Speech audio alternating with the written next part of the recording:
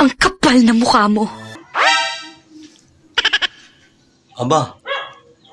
Hoy, Marisol. Anong makapal mukha? Naniningil lang ako ng utang, ha?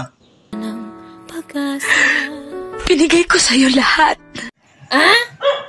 Anong binigay lahat? May kulang ka pang 2,000. Wala akong tinira para sa sarili ko. Aba, kasalanan ko ba yung Marisol? Kung wala natira sa'yo? Saka wag mo nga padadaanin sa paiyak-iyak mo. Magbayad ka. At nang gusto mo, sinunod ko. Oo, sinunod mo nga. Pero hindi mo naman tinupad. Yung pinag-usapan natin na ngayong araw kang magbabayad.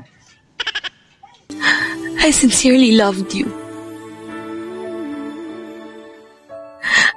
I sincerely believed and hoped. What? Ano? Wag mo nga akong ini-English, Marisol. Alam mo namang grade 2 lang tinapos ko eh.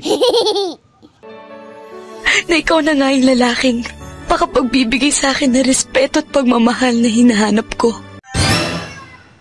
Anong ako lang yung lalaki ng respeto mo?